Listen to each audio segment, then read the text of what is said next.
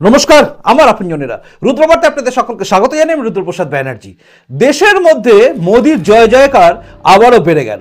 2024 লোকসভা নির্বাচন আসার আগে যখন বিরোধীরা একত্রিত হয়ে ইন্ডি মার্কা পিন্ডি চটকানো জোট তৈরি করে ফেলেছে, ঠিক তখনই মোদিজির একের পর এক কীর্তি গোটা ভারতবাসীকে কি বলবো বুকে যেন একটা দম এনে দিচ্ছে, এবং তার সঙ্গে সঙ্গে গোটা ভারতবর্ষ জুড়ে একটা ধ্বনি উচ্চারিত হচ্ছে, মোদি হ্যায় তো মুমকিন হ্যায়।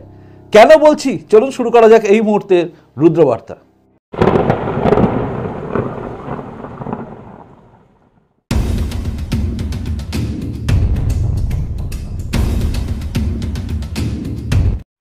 ভারতবর্ষের বুকে এতদিন এত প্রধানমন্ত্রী এসছেন, তারা প্রত্যেকে কিছু না কিছু অবদান হয়তো রেখে গেছেন। তাদের মধ্যে অটল বিহারী বাজপেয়ীর নাম উল্লেখযোগ্য, এবং বহু প্রধানমন্ত্রী যারা হয়েছেন তারা অনেকে অনেক রকম অবদান রেখে গেছেন। কিন্তু নরেন্দ্র মোদী যা করছেন তা কিন্তু গোটা ভারতবর্ষ এবং ভারতবাসীর বিশ্বের বুকে একটা যেন ছাপ ছেড়ে যাচ্ছে। আসলে হঠাৎ করে সকালবেলা আমি ঢাক পেটাতে শুরু করেছি মোদিজির হয়ে। কেন? আসলে যখন কোনো ভালো কাজ হয় না, তখন সেটা বলতে হয়। আর আমাদের রাজ্যের বড় বড় মিডিয়া এইসব নিয়ে বলবে না, কারণ বাংলার জনগণকে মোদিজির ভালো দিকটা দেখানো হবে না। এটা একদম অবধারিত। তার কারণ যদি বাংলার বুকে বিজেপি এসে যায়, তাহলে অনেকেরই সেকুলারিজম দেখিয়ে চলার সবকিছু হয়তো বন্ধ হয়ে যাবে ভাবছেন দুর্নীতি করে এলোমেলো করে দেওয়া, লুটে পুটে খাই, এই ব্যাপারটাও শেষ হয়ে যাবে। তাই হয়তো তারা দেখেন না। যাই হোক, তারা তাদের কাজ করুন। আমি ক্ষুদ্র রুদ্রবার্তার তরফ থেকে আপনাদের কাছে নিয়ে আসি সেই তথ্য যেটা আপনাদের শুনলে ভালো লাগবে। ভারতবর্ষের বুকে একের পর এক সিদ্ধান্ত নরেন্দ্র মোদী নিয়েছেন, আপনারা জানেন।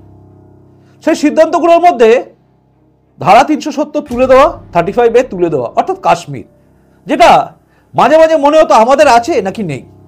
এমনকি এখন এমন পরিস্থিতি হয়েছে, পিওকে মানে পাক অকুপাইড কাশ্মীর, সেখানেও আমাদের ক্যান্ডিডেট দাঁড়াবে, এবং সেটাও আমাদের কদিনের মধ্যে ঢুকে আসবে ভেতরে।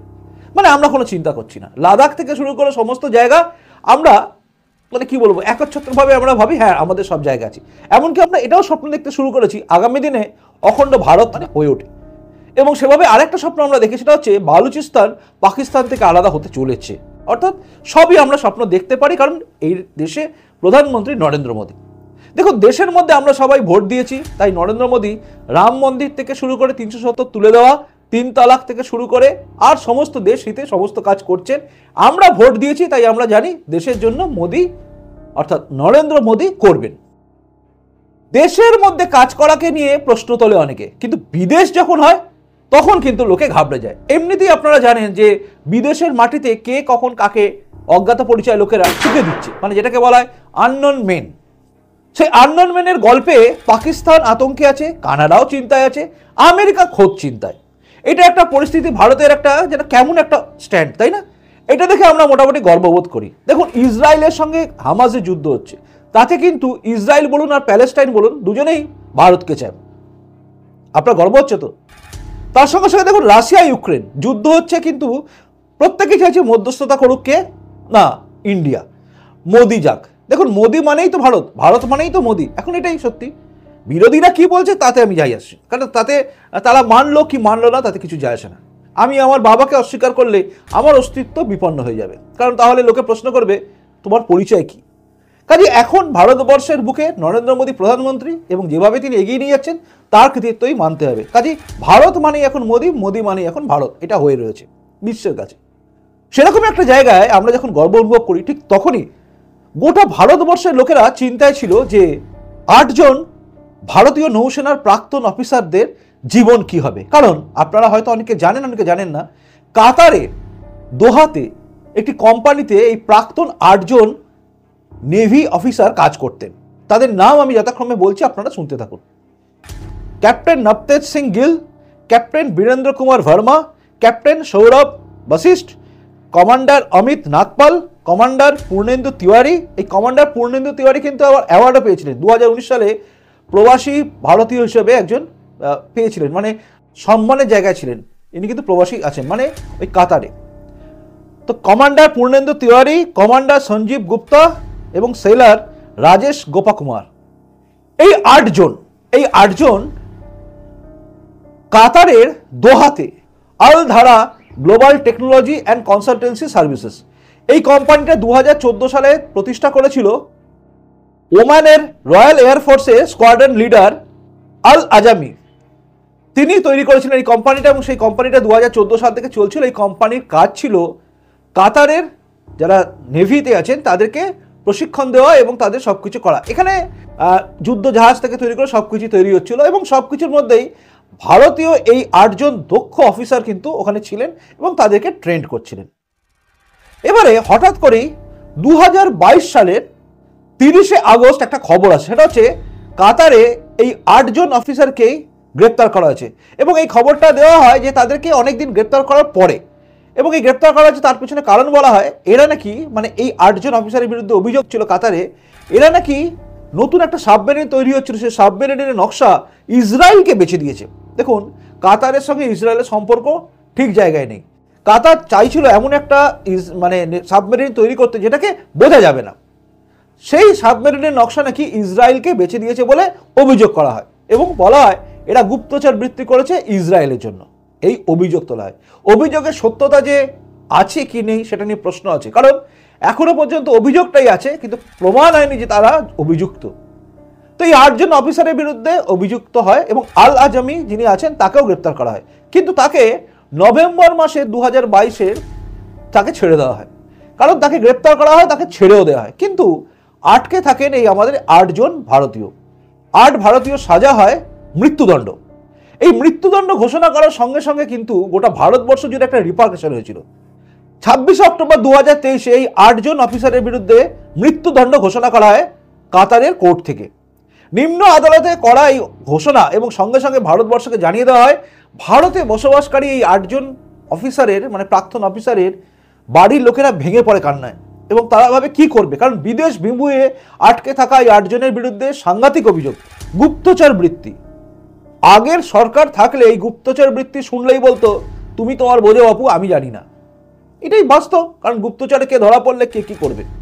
কিন্তু এই ক্ষেত্রে ভারতবর্ষে যখন নরেন্দ্র মোদী সরকার রয়েছে তখন কিন্তু এই বিষয়টা নিয়ে ভাবনা শুরু হয়, এবং কংগ্রেস থেকে শুরু করে সবাই প্রায় দাগিয়ে দেয় যে এবার কি হবে। ভারতবর্ষ এত কিছু বলে, G20 সম্মেলন এখানে এসে করে, কিন্তু ভারতেরই 8 জন প্রাক্তন নেভি অফিসার তাদের মৃত্যুদণ্ড হতে চলেছে। তাদের বিরুদ্ধে কি করবে মোদির এই সমস্ত কি, এবার মোদির উপরে ওঠে নানা রকম প্রশ্ন, এবং সেই প্রশ্নগুলো যথারীতি গোটা ভারতবর্ষের কিছু লোককে নিশ্চয়ই ভাবিয়েছে যে এবার মোদি কি করবে। আমাদের রাজ্যে এটা নিয়ে বেশি করে কথা হয়নি, কারণ এই বিষয় নিয়ে বেশি কেউ আলোচনা করেনি। তাই 8 জনের যে অবস্থা আছে সেটা আমরা জানতাম, কিন্তু 8 জনের জন্য ভারত সরকার কি করছে সেটা আমরা কেউ জানতাম না, কারণ এই রাজ্যে এই প্রচারটা হয় না। যথারীতি 8 জনের পরিবার যেভাবে জিজ্ঞাসাবাদ করেছে, যেভাবে খোঁজ খবর নিচ্ছিল, যেভাবে আপ্রাণ চেষ্টা করছিল, ভারত সরকারের কাছে বারবার অনুরোধ করছিল, ভারত সরকারও কিন্তু চুপ করে বসেছিল না। আপনারা জানেন 3রা ডিসেম্বর 2023 নরেন্দ্র মোদী আল থানির সঙ্গে সাক্ষাৎ করেন, এবং তার সঙ্গে এই মিটিংটা হয়। এবং মিটিংয়ের পরে দেখুন, আমি একটা জিনিস বুঝি, মিটিংয়ে কি হয়েছে তিনি বলবেন না, তবে বুঝে নিতে হবে এরপরেই হঠাৎ যেন সব পরিস্থিতি বদলাতে শুরু করে, এবং গতকাল এই 8 জনের মৃত্যুদণ্ড রোধ করা হয়। এবার বলুন আপনার কি মনে হচ্ছে, মোদি ছিল বলে হয়েছে নাকি মোদি না থাকতেই হয়ে যেত? প্রকৃত সত্যি যদি আপনি বলেন বুকে হাত রেখে, তাহলে বলতে হবে মোদি ছিল বলেই আজকে হয়েছে। আপনাদের নিশ্চয়ই মনে আছে 2014 সালে নরেন্দ্র মোদী ক্ষমতায় আসার পর থেকে মোদিজির বিদেশ সফর নিয়ে অনেক কথা হয়েছে, হয়নি? বলে থাকে কোথায়, তো খালি বিদেশে বিদেশে ঘোরে।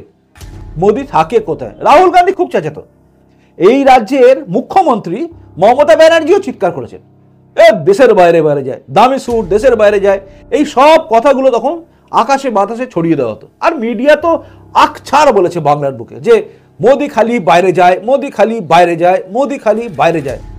আজ বোঝা যাচ্ছে মোদিজি কেন বাইরে যেতেন। মোদিজি বাইরে যেতেন বলেই আজকে ভারতবর্ষের অবস্থান ঠিক সেই জায়গায় যেখানে দাঁড়িয়ে ভারতবর্ষ একটা ডিসিশন মেকারের জায়গা, মানে যখনই যুদ্ধ হচ্ছে কোথাও তারা কিন্তু মধ্যস্থতা করতে চাইছে ভারতকে। ভারতবর্ষ এখন যে জায়গায় দাঁড়িয়ে আছে সেখানে দাঁড়িয়ে ভারতবর্ষ, আগে আমেরিকা অস্ত্র বিক্রি করতো, আজ ভারত অস্ত্র বিক্রি করে, এবং ভারত অস্ত্র রপ্তানিতেও কিন্তু বিরাট টাকা ইনকাম করছে। এখন make in India, made in India এই প্রোডাক্ট গোটা বিশ্বে ছড়াচ্ছে এবং বিভিন্ন ক্ষেপণাস্ত্র ভারতবর্ষে বিক্রি করছে। ভারতের তৈরি করা অস্ত্র বিদেশের মাটিতে যুদ্ধক্ষেত্রে ব্যবহার করা হচ্ছে, মানে ভারত সেই জায়গায় আছে। ভারতের প্রাক্তন সেনা অফিসাররা তারা গিয়ে বাইরের দেশের লোককে ট্রেন্ড করছেন, মানে এখন ভারত সেই জায়গায় আছে। এর সঙ্গে সঙ্গে ভারতের এই যে যাতায়াত, মানে মোদিজির এই যে যাওয়া আসা, এটা বুঝিয়ে দিয়েছে আজ ভারত কোন জায়গায় আমরা আছি, মানে ভারতবাসী হিসেবে। এখন বিশ্বের যে কোনো প্রান্তে যুদ্ধ হোক বা কোনো কিছু হোক, তালিবান আক্রমণ বা যাই হোক, আপনি দেখবেন ভারতের লোককে আগে বের করে নিয়ে আসা হয়। এই যে ইউক্রেন রাশিয়া যুদ্ধ, দেখবেন ভারতবর্ষে ফিরে এলো ভারতের ছাত্ররা, কোনো কিচ্ছু হলো না, তাদের গায়ে কোনো একটা দাগ লাগলো না। তালিবানের ক্ষেত্রে দেখুন চলে এলো, এখানে এসে এক বঙ্গ তনয়, সে তো বড় বড় ডায়লগ মারলো, কিন্তু সে এখন হাওয়ায় হারিয়ে গেছে, মানে তাকে খুঁজে পাওয়া যায় না। কিন্তু বাস্তব হচ্ছে এটা, মোদিজি ছিলেন বলেই আজকে সব হচ্ছে। তালিবানও ভারতবর্ষের সঙ্গে সুসম্পর্ক রেখে চলে। আপনি যদি দেখেন চীন, পাকিস্তান সবই যদি দেখেন, দেখবেন সম্পর্ক কোন জায়গায় আছে। ফিরে আসি আসল প্রসঙ্গে। এই যে অবস্থাটা হলো, এর ফলে কি হবে, মানে এবার আপনার প্রশ্ন থাকবে 8 জন তো এখনো কাতারের জেলেই আছে। এইখানেই একটা মজার বিষয়, যেটা আপনাকে অন্য কোনো মিডিয়া বলবে না, সেটা হচ্ছে 2015 সালে আল থানি, মানে কাতারের যিনি শেখ মাথা, তিনি, তার সঙ্গে কিন্তু ভারতের একটা চুক্তি হয়। কারণ ভারতবর্ষে তিনি আসেন 2015 সালটা, 2015 নরেন্দ্র মোদী 1 বছর হলো তখন ক্ষমতায় এসছেন। সেই সময় একটা চুক্তি হয় এবং সেই চুক্তি হয় বন্দি প্রত্যর্পণে, অর্থাৎ এই দেশে কোনো কিছু হলে বা ওই দেশে কোনো কিছু হলে তাদের মধ্যে বন্দি প্রত্যর্পণ হবে। এমনকি এটাও হয় যে ওই দেশে কোনো ধরা পড়লে বা এই দেশে কাতারের লোক ধরা পড়লে বা ওই দেশে ভারতীয় লোকেরা কোনো অপরাধমূলক কাজ করলে তাদের যদি সাজা হয়, তাহলে সেই সাজা তারা তাদের নিজের দেশে, মানে ধরুন কাতারে কেউ অপরাধী ভারতবর্ষে এসে ধরা পড়েছে এবং ভারতবর্ষ তাকে ছেড়ে দিল, মানে ধরে অ্যারেস্ট করে জেলে রেখেছে। এই জেলে যে সাজা হবে, ধরুন 10 বছরের সাজা, সেই সাজাটা কিন্তু কাতারে তারা নিয়ে যেতে পারে এবং কাতারে গিয়ে সেই সাজা তারা ভোগ করবে। ঠিক একইভাবে 8 জন যাদের বিরুদ্ধে আর কি গুপ্তচর বৃত্তির কথা হচ্ছে, যদিও এখনো মামলা চলছে, এখন এই মামলার রায়দান এখনো পুরো হয়নি, কিন্তু ডেথ সেন্টেন্স উঠে গেছে, মানে মৃত্যুদণ্ড মুকুব করা হয়েছে। কিন্তু তাদের সাজা কতদিনের হবে সেটা নিয়ে ব্যাপার। এবার তাদেরকে এই 2015 সালে করা চুক্তির ভিত্তিতে ভারতে নিয়ে এসে রাখা যাবে, অর্থাৎ ভারতবর্ষে তারা ফিরে আসবে। এবার বলুন তো আপনার কেমন লাগছে? বিদেশের মাটিতে থাকা মৃত্যুদণ্ড পাওয়া কোনো ব্যক্তিকে ছাড়িয়ে নিয়ে আসবে বা তাকে মৃত্যুদণ্ড থেকে আটকে দেবে, মৃত্যুদণ্ড হতে দেবে না, এই ক্ষমতা যে দেশের নায়কের আছে, সেই দেশ কি গর্ববোধ করবে না? আওয়াজ উঠবে না, মোদি হ্যায় তো মুমকিন হ্যায়? বলুন এবার আপনি কি বলছেন? আপনার মনে হয় না 2024-এ লোকসভা নির্বাচন আসার আগে এই রাম মন্দির ইস্যুটা তো বিরাট আবেগ, কিন্তু তার সঙ্গে সঙ্গে এটা আপনার আমার মনের আবেগ নয়? কমেন্টস করে জানাবেন কিন্তু কমেন্ট বক্সে। আপনার কমেন্টসের দিকে আমার কিন্তু কমেন্ট বক্সে নজর থাকে, আপনারা জানেন আমি উত্তরও দিই। তো কমেন্ট বক্সে কমেন্ট করুন, জানান আমি ঠিক বললাম না ভুল, মোদিজির এই পদক্ষেপে আপনি গর্ব অনুভব করছেন কি করছেন না। আর বলবেন একটা কথা শেষে, মোদি হ্যায় তো মুমকিন হ্যায়, কথাটা সত্যি নাকি ভ্রান্ত? এই 15 লাখ টাকা পাওয়া যাচ্ছে না কেন বলা কিছু লোককে বাদ দিলে বাকি দেশবাসী আজকে গর্ব অনুভব করছে। আমি জানি আমার আপনজন হিসেবে আপনিও গর্বিত। কমেন্ট করে কমেন্ট বক্সে জানান। ভিডিওটা ভালো লাগলে লাইক করবেন, আর যদি মনে হয় যে এই বার্তা তো বড় মিডিয়া দেবে না, তাই এই বার্তাকে স্প্রেড করার দরকারও আছে, তাহলেই শেয়ার করবেন।